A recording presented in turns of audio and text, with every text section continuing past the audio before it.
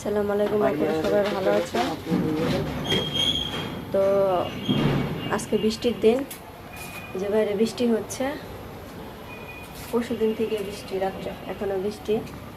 এখন খিচুড়ি রান্না হবে, বোনা খিচুড়ি। তার জন্য তেল দিয়ে দিছে খোলাই লোক। এখন তেজপাতা, এলাচি, দারচিনি এগুলো দিয়ে দিবে।